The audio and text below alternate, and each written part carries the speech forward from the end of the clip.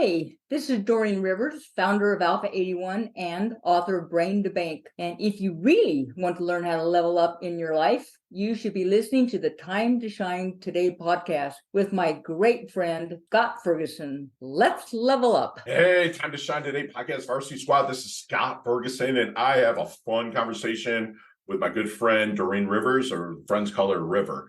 And she grew up literally an explorer. Her father is a world-renowned explorer. And not only did she do that and go chase the rapids, chase the wilderness, but she also is a doctor. She put time into academics, and she really gets into how important academics can be for your growth during our conversation.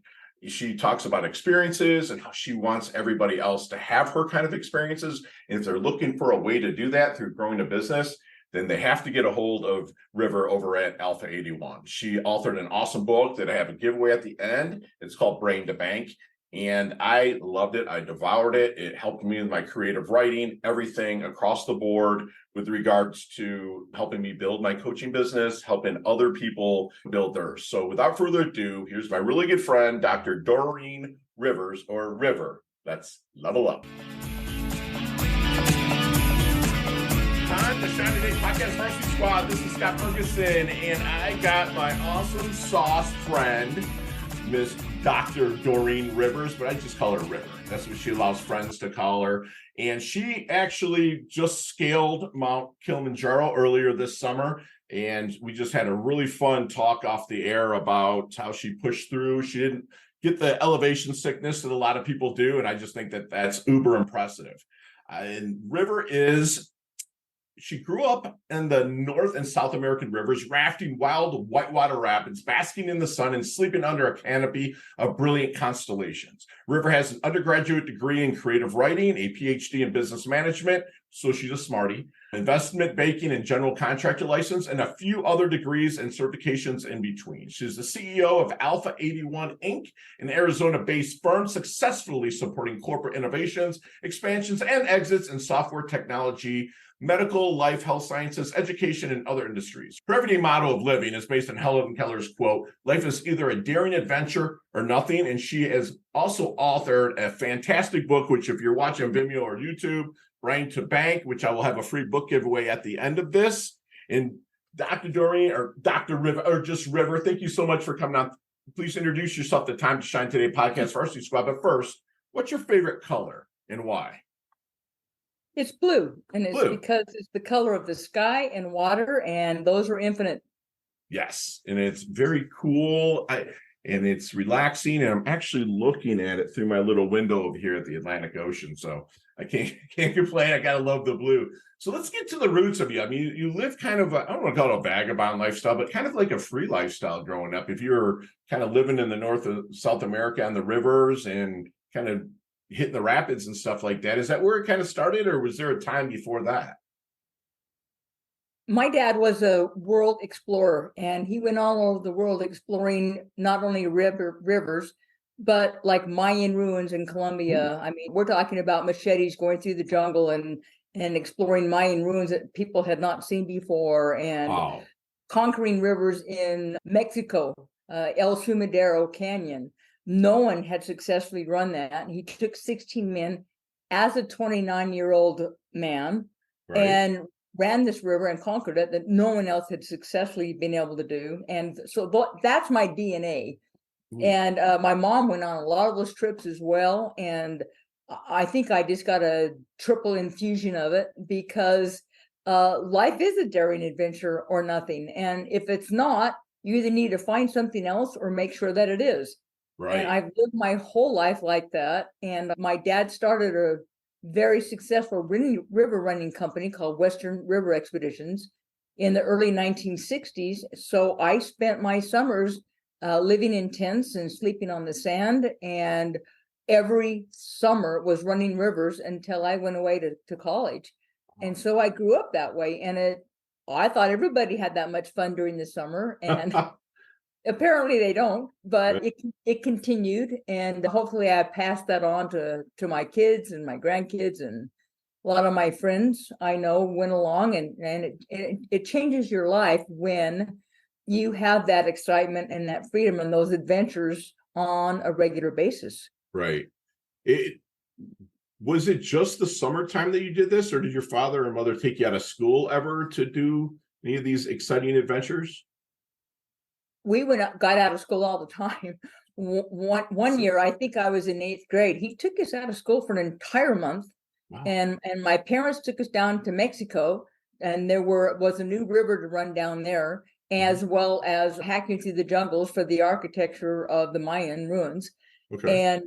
And then in the wintertime, because we lived where it snowed, my dad leased islands. He leased islands in Belize and in Micronesia, and then we would fly over there with paying customers and live on these tiny islands in tents with waterbeds and scuba dive in places that no one had ever been.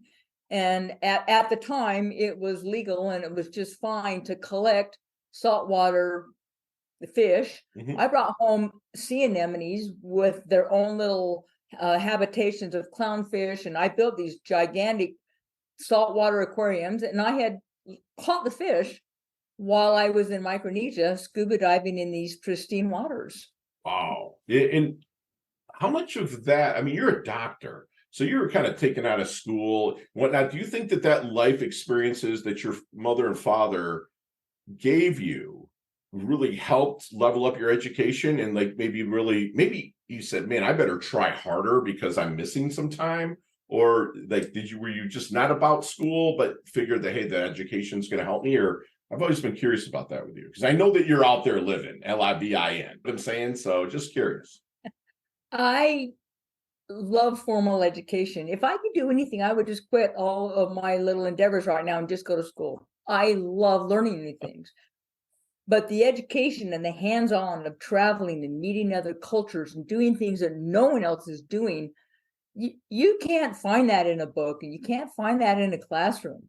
Right. And when I would come home from being gone for a month, my teachers had a handful of assignments, usually write us about your trip and then present it in front of the class or whatever.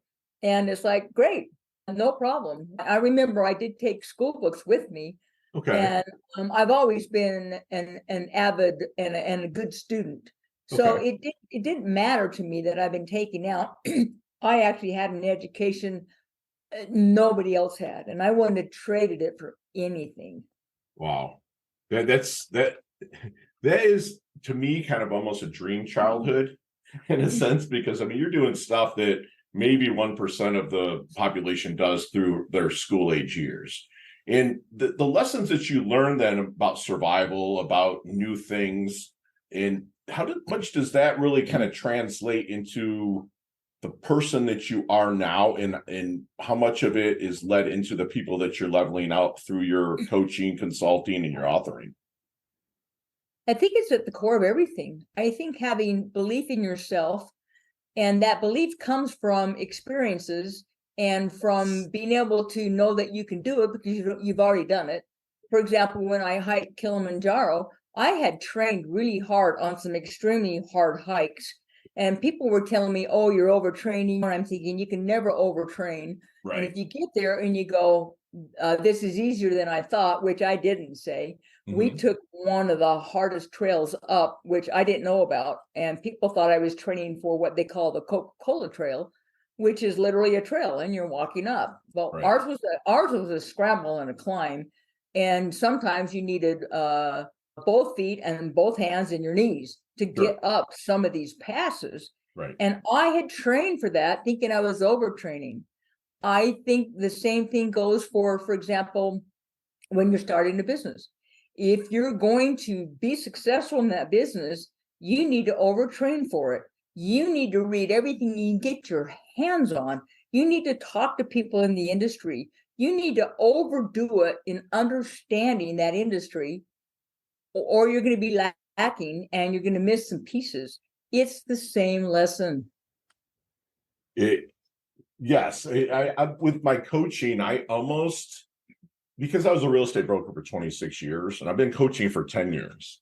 And it was like my coach was like, you're born to coach, because as a realtor, you're working with people's biggest investment up to that point in their life, most people's biggest investments. And you're not only are you a realtor, but you're like a marriage counselor and you're a babysitter when they're looking at the houses, you're chasing their kids around and everything else, which really, she was right as it paid it forward. But I got to the point where I almost overanalyzed it, where I was just reading and accumulating and not taking action.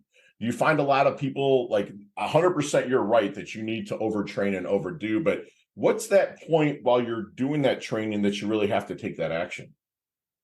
I think it comes with awareness. As when you research something, you can go down what is the ultimate rabbit hole and keep researching. And this leads to this article leads to this leads to this. You can find yourself doing that all day long because you're going, oh, this is so interesting. It's so fun. You can tell yourself that it's meaningful. But if it's not useful and you can't implement it into an action step that's going to move you forward, every action you ask yourself, is this moving the boat forward? If it's not, you're spinning your wheels. And so you ask that question, then you know when to quit. I love it. And to maybe start on the next phase or facet of the elevation of whatever you're trying to charge after. So, River, the visualization part, which is huge to me within my coaching, which within my life, a lot of people say, I'll believe it when I see it. I'm kind of the guy that says I see it when I believe it. Like I actually believe something. Before you really climbed, did you actually visualize the climb before? Or were you just kind of flying blind on the climb? Oh, no. The top of that summit is what you're thinking about every day. And I actually knew what that sign looked like because my older son had climbed it years before and I saw him at that sign. So I knew what it looked like. Sure. So I knew that was the goal. And there's a fine line between focusing on that and then knowing that you've got 7 days of this horrendous climb and being overwhelmed like that. Or just visualizing, knowing that's your goal, and then just knowing you only have to do today. And then that is only about one step at a time. And so you have the goal, but you don't focus on it because you're going, oh my gosh, that's so far away. I'll never get there. It's 19,341 feet. Right. You can stop yourself out. So don't. Get your visual and then go, I only have to do today. And here's what I have to do. Yeah. Today. I love that. Like we coach inch by inch, it's a cinch, right? By the yard, it's hard, right? It's like, just break it off just a little bit, or like even short steps, long vision. You're going to get there if you just keep going. It's absolutely beautiful. So are you working with companies now with Alpha 81, or give us a little backdrop on what you do there at Alpha 81? I actually do work with companies. My career really has been companies hiring me to start their company. So I'll come in, and sometimes it's early as naming the company, and they'll say, we want to do this health and wellness company. Can you get us up and running? So I'll come in and set up systems and processes and logistics and distribution and a global expansion and product development. And I'll get, and maybe even sales. And then I'll do that for a year or two. And then at the end of that, it's all ready to go. It's going, it's moving ahead, and you go, okay, here's the baby, don't kill it. And then someone else hires me to go somewhere else. And I've spent a lot of time moving to other states, going back and forth. And that's overrated for a good time, the moving and changing your driver's license every 2 years. And that's gotta suck. So I've settled in Arizona, and I plan to stay here. The moving thing's done. Yeah, he's absolutely beautiful, for sure. But the experiences and things that I learned in helping other people to set up their companies, which was the impetus for writing the book Brain to Bank, how to get your idea out of your head and cash in. Right. And there's a section in there, and it's called Another Episode in the drama series entitled I Didn't See It Coming. And it's all about the things people did or didn't do that almost tanked or really tanked their company. It's like they didn't do a business plan. They had no idea where they're going. They just jumped in and got started, because that's the fun part. You just created a product. but you don't have a business because you didn't set up anything that Yeah. makes it a business so people know about it and Right. they actually can buy it. And You so, just have a little fun little thing because you thought right. it was fun to create. So the book is all about looking ahead and knowing how to do it right and aligning yourself with the things that will make you successful. Right. And there's nothing that pisses me off more than having to go back and redo something to get back to where you already are to make sure it's done right. You know what I'm saying? So that's beautiful. So when you're maybe starting to work with one of these people that want to start a business, what is your secret sauce, if you don't mind me sharing, when you first maybe sit down in discovery time that maybe help them really see their most major blind spot? I think one of the biggest blind spots that most people have is the team that they're building. And it's really more about the team being able to execute the plan and than it is about the product itself. And that doesn't mean you don't need a great product or a good idea for a service product. Hmm. But it means if you don't have the team and they don't work well together, or they don't know what they're doing, or they have terrible communication skills and they alienate everyone that they hire, so they all end up quitting. And there's just a plethora of things like that I've seen over the years. Sure. So I think the first thing is to say, you've got this great idea. How will we build a team that is successful, that can work together? And Love it. without that, I don't think you have anything. And if you're I 100% agree. You have to have the right team in place. Trust me, I've been the guy with the wrong team, and luckily I had somebody to say, you know what, we need to make some changes. And so maybe if you're in this discovery conversation, Dorine, is there any good question that you wish they would ask you but never do? As far as having a new client come on board, Yeah, I mean, you're talking and I want feedback. I want questions from the people that I'm coaching. I want them to ask me, so where do you see me in this amount of time, or what is this going to get me? Is there any good question when you're starting to work with somebody that you wish they would ask you but never do?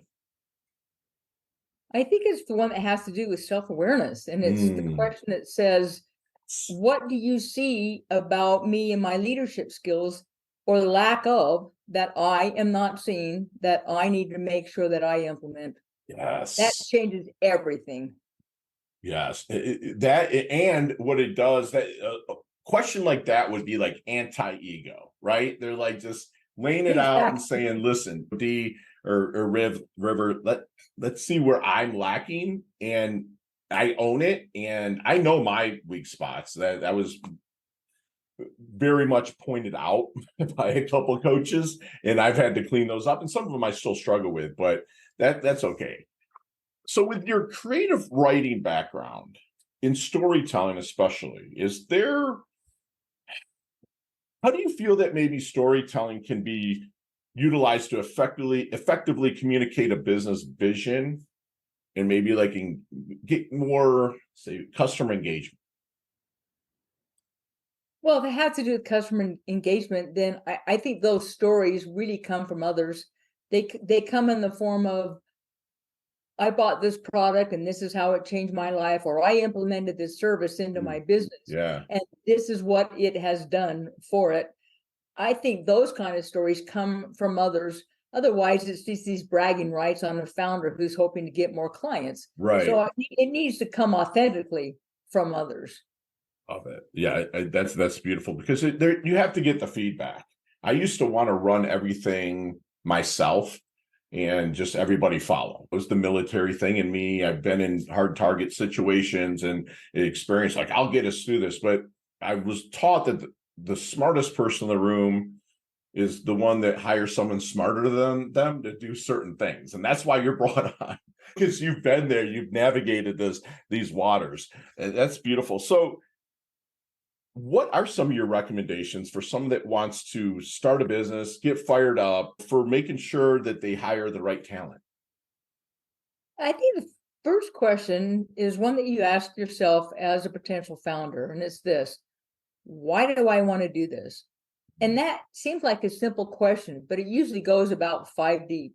So you would be asking yourself, why do I want to do this? Well, because I want the money. Well, why do you want the money? Well, it's because my husband was in a construction accident and he can't work and we need the money. What do you need the money for? Well, I need it for all the regular things you can think of, but my kids need clothes that they feel good about wearing to school because they're being made fun of, because people are leaving them in a paper bag on our doorstep and they're hand-me-downs and they're embarrassed by that. Why does that matter to your kids? Because I want to build their self-esteem. Well, now you got a reason, right? It's not about the money. It's about helping your kids to feel better about who they are so they can do better at school and feel included. And so it goes 4 or 5 levels deep. So what is your why? Wow. Because when things are really difficult, and they always are when you're starting your own business, you're hanging on to that because why? I'm doing that for my kids so they feel better about themselves the rest of their life. Right. And then you get up and whatever it is, you handle it. Right. That's awesome. That I was taking about 9 layers deep before about my why. Right. And I don't have children. So being 51 years old is probably not going to happen.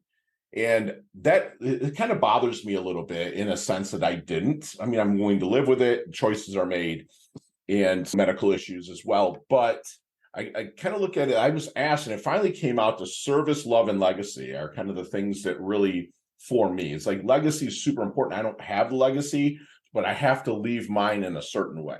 So that's where my coach worked with me, and I work with my clients as well, really to build out that legacy, because legacy is really part of everybody's world, right? It's just different things. So what is your legacy?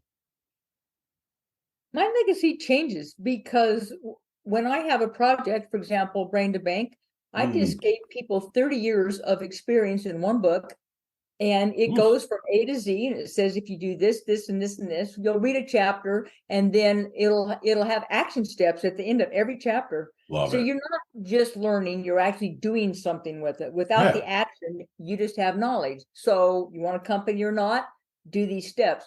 You work your way through that.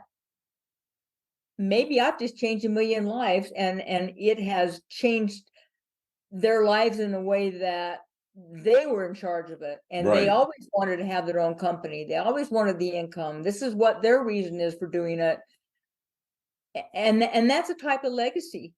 I have a couple other projects I'm working on now that are another legacy, and I don't think it's just one. I think it's several, and when you have kids, that's one type.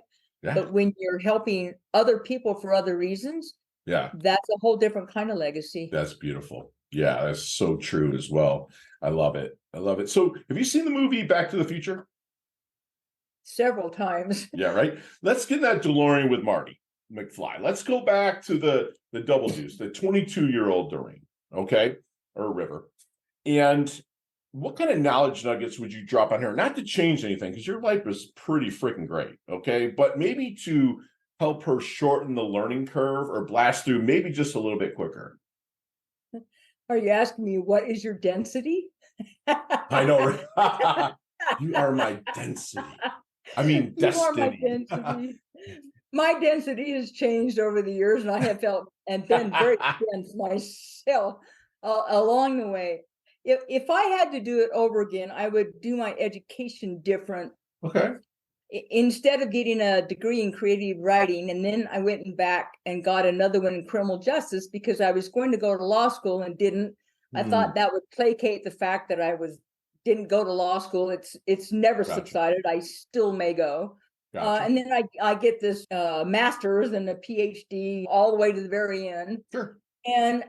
But I should have done it differently for where I am now. And I would have gotten my creative writing for sure, but I would have doubled it up with business. Okay. Then I would have gone and gotten an MBA JD combination right after that. Okay.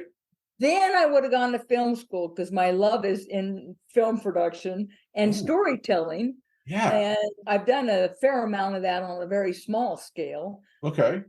But then I would have been up and running, and then I would have had my kids, because then I would have done all that other stuff. Yeah. Yeah. And I probably would have been, hopefully, a very successful filmmaker. So Right. now I'm on a smaller scale where I'm helping others to be a small kind of type filmmaker Sure. in this new business that I'm creating. I So love that anyway, though. it's all of that, and that it's all about education and timing. Yeah. It's not about doing the wild, crazy things. In fact, maybe I would even step that up and do more of that. Yeah.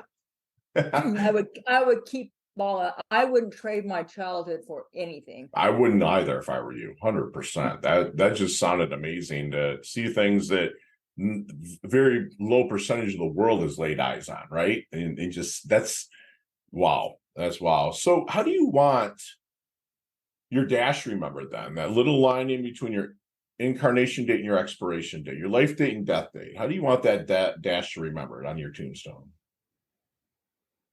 I always tell my kids, here's what I want is it just says, I'm too busy. I don't have time to die. And I tell my kids all that all the time. I said, I've got so many things on my list to do. Yeah. But I really think it really is. It's just Helen Keller's quote.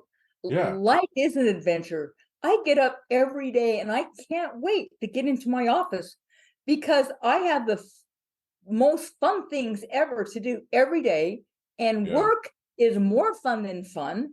Yeah. And it's because I choose the projects that just ignite me Right. and that I have passion for. And I'm in my zone of genius from the things that I choose. So I'm not trying to figure it all out, and it doesn't feel stressful. It just feels fun. Right. And I think every day should be like that.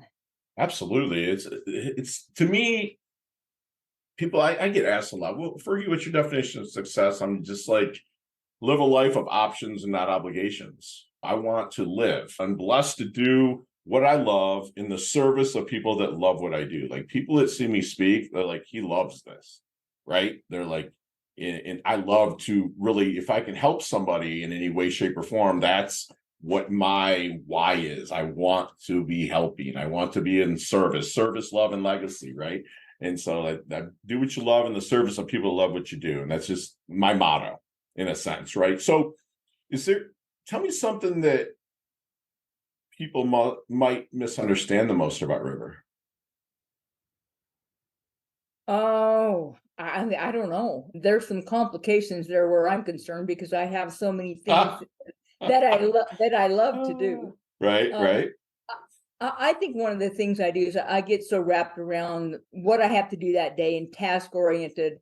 I forget to spend time and to tell people how much I love and appreciate them, and the fact that my friends and families and that can get dropped to the background because there's this big checklist every day, and I'm becoming more aware of the fact that I do that and I need to slow down and stop and keep the relationships going. It's that analogy of the crystal balls and the rubber balls, right? Right. The rubber balls are the ones that bounce and come back up, and that's work. That's some of the things that you can get back and start over. The crystal ball, family and relationships and things that if you drop it and break, they break. Right. And you can't put them back together. So I try to keep that top of mind. That's beautiful. That was very transparent, and thank you. And so I'd be remiss if I didn't ask you. You kind of, you didn't give away your age, but the generation that you came up with, and if you're like traveling as a young girl in the 60s, okay, how did you find the glass ceiling of being a female working through all of this to affect you? I never noticed it. It's okay. transparent. I thought you were going to answer it that way. You just bump right up at the top of it, and then you just crash through it, and you keep going. Yeah.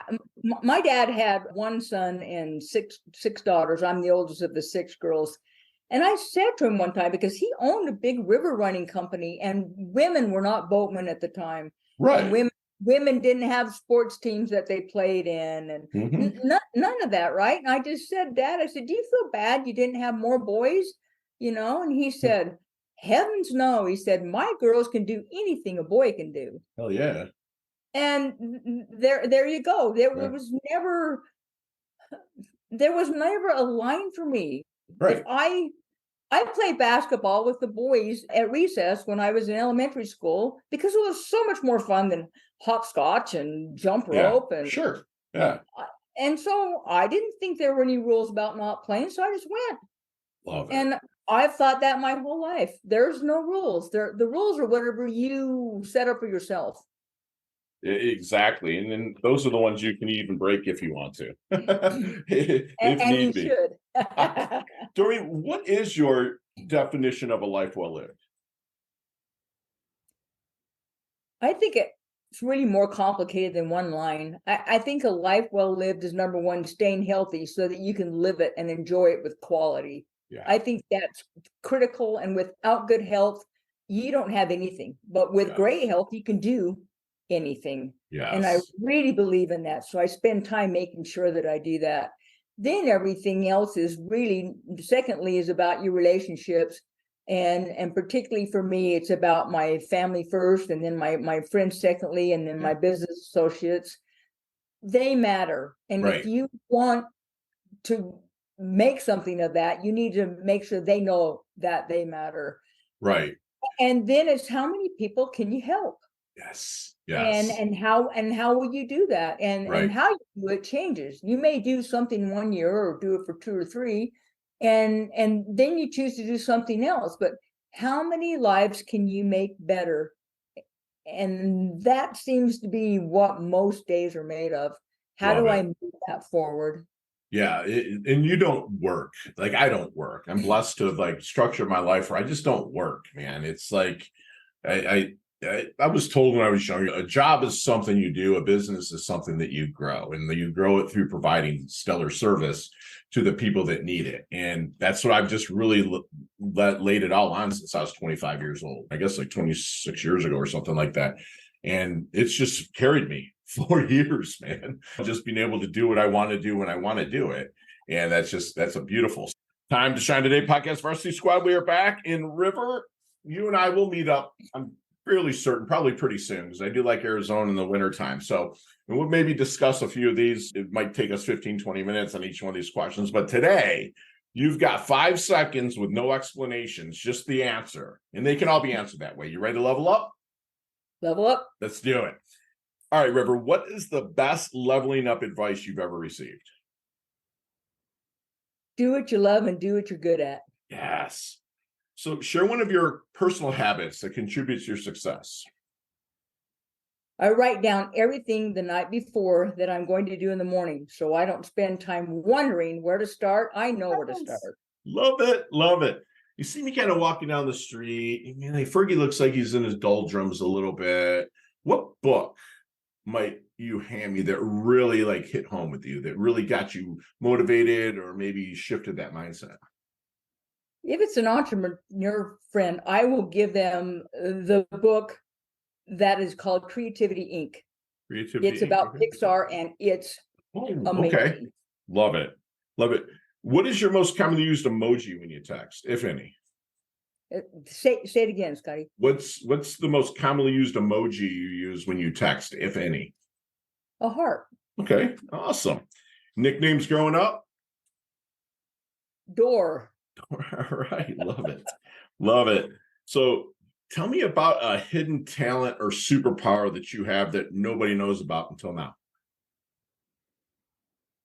The fact that I can come up with an idea and turn it into a book in a matter of a very short period of time. I love that. Chess, checkers, or Monopoly? Monopoly. Awesome. Headline for your life? Helen Keller's quote. Life is an adventure or nothing. Love it. Any superstitions? Not really. No, gotcha. Go-to ice cream flavor? Ooh, it's complicated. Probably pistachio, fudge, almond. I am not going to lie to you. I literally wrote as a guest pistachio on here. It's pistachio, almond, fudge. It's a Baskin Robbins. That's awesome. There's a sandwich called the Dorine River. Give me what's on that sandwich. Build a sandwich for me. Turkey breast and pesto and fresh basil and probably provolone and some lettuce and maybe my homemade pickles. Love it. So you got access to a time machine that can take you back to any time where you can spend a day. Okay. When would you go back to? 1830s on the plains with the Comanches. Ooh, that'd be fun. Actually, it'd be fun. Although there's a kegger in 1989 that I went to. It was a really fun party. Just kidding. So favorite charity and or organization like to give your time or money to? Well, right now it doesn't really exist. There's a kidney disease called IgA, and no money is being spent to really actually figure that out. Okay. And I'd like to do that. I want to start that foundation. Love it. Love it. Last question. You can elaborate on this one, but what is the best decade of music? 60s, 70s, 80s, or 90s? It's the bridge between 65 and 75. Okay. Very cool. Best storytellers ever in that era. Yes. I mean, ever. When I'm editing a podcast, I don't edit it. I'm sorry, Donnie, Tiffany. Like they do that part, but I actually listen. I build the notes on it. I always have in the background like a late 60s, 70s, like Croce or somebody that's telling a story in it, and that makes sense for you because you're such a storyteller. I mean, I love the 80s just because of everything that new happened in that time with the invasion of rap and U2 from Ireland and whatever. But like the 70s is like my mom. She passed away in 2019. I like to have that on because she'd always have the stuff on in the background. So that's awesome. So, River, how can we find you, love? I think, first of all, let's also let everybody know there is a free book waiting for them. If they go to riversfreebook.com, the book is called Working Together Alone. It's actually an expanded version of Chapter 7 out of Brain to Bank. And it's really about how to hire virtual assistants globally to get them to work for you overnight while you're sleeping at a cheaper price and make your life easier. So are you my producer now? Because I had that written down to go to, but how can we find you? You can find me at alpha81.com. So Rivers at alpha81.com. Send me a note. I'd love to hear from anybody. Love it. And give us that site again that they can go to for the free part. Rivers, Rivers, riversfreebook.com. You can also message me from there. Love it. I love it. And let's talk a little bit about Brain to Bank. You touched on it during the interview, but let's get to the infancy of it and also the people that you're really looking to reach with the book. The book is for anyone who's ever had a great idea. And I find as I speak to more and more people, most people have at least one great idea, but they don't know where to start. Otherwise, they would love to see their idea be in the hands of other people to benefit from it. I love that. So the book is a culmination of learning how to help people do this over the last 30 years. And it's what to do. And it's more importantly, what not to do. And it's very sequential. Start here, do this next, do this next. At the end of the book, you should have your product and service into the market. And it's just hands-on. It's fun to read. It's got a ton of stories in it. And I had a great time writing it, but I would love to think that it actually helps people. So people who are buying this book, when you get to the end of that journey and your product or service is up and running, I would love to hear that book helped you to do that. It's the only reason to write it. Love it. I love it. You're such a so intentional giver. And I love that. And Squad, I'm going to do a 3-book giveaway to the first 3 people that is on Time to Shine today's dime. The first 3 people that put in River in any of our social, I don't care if it's Pinterest, Instagram, LinkedIn, whatever. If you put River, I'll know you've listened this far, and I'll make sure a book is mailed out to you.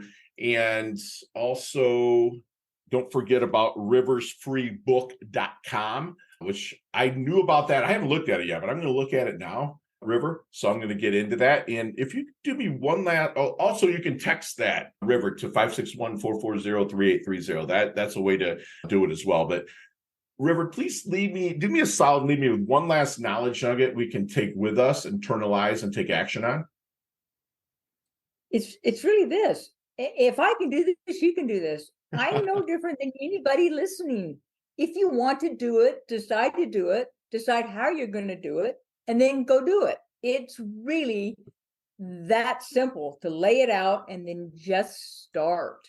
Love it. And Spud, we had a really fun conversation, also kind of a free masterclass from my really good friend, Dorine, who we all love her as River. And her father was a world explorer type. The DNA was really already embedded into River probably before she was born. And she just really took that and ran. She lived a life that was daring, really a daring adventure as she was younger.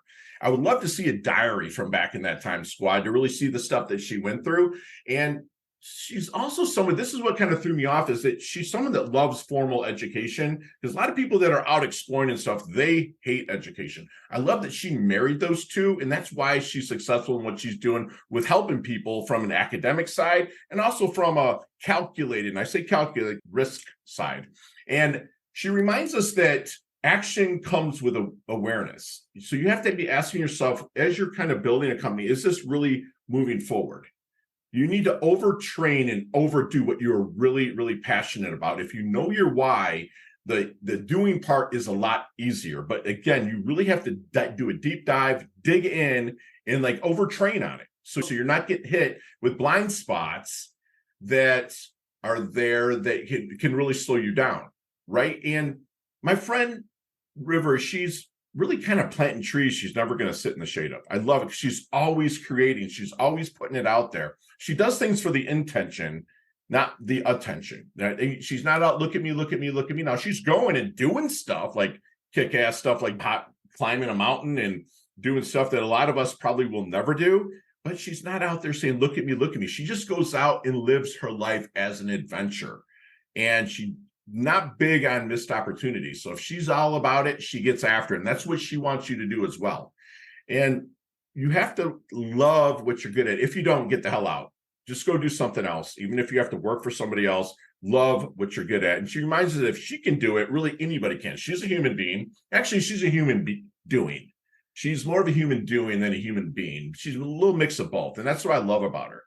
And make sure you pick up her book. And everyone that put River in there, the first 3, I'm going to buy a book for you. But pick up the book, because it really will help you creatively unleash and really grow your passion in your company. And that's what my good friend River does. She levels up her health. She levels up her wealth. She's absolutely beautiful. She's earned a varsity squad letter here at Time to Shine today. Thank you so much, River, for coming on. And again, I absolutely love your guts. Thanks, Berg. Hey, thanks so much for listening to this episode of Time to Shine Today podcast. Proudly brought to you by Sutter & Nugent Real Estate Excellence, who can be reached at 561-249-7266 and online at www.sutterandnugent.com. If you are a business owner or professional who would like to be interviewed on Time to Shine Today, please visit timetoshinetoday.com/guest. If you like this episode, please subscribe on Apple Podcasts, Google Podcasts, Stitcher, Spotify, iHeartRadio, or wherever you get your podcasts. There's a link in the show notes to our website. Also there, you will see our recommended resources. We hope that you will support our show by supporting them. If you like what you've been listening to, it'd be great if you could just give us a 5-star rating and tell your friends how to subscribe while you're at it. I'm your host, Scott Ferguson, and until next time, let's level up. It's our time to shine.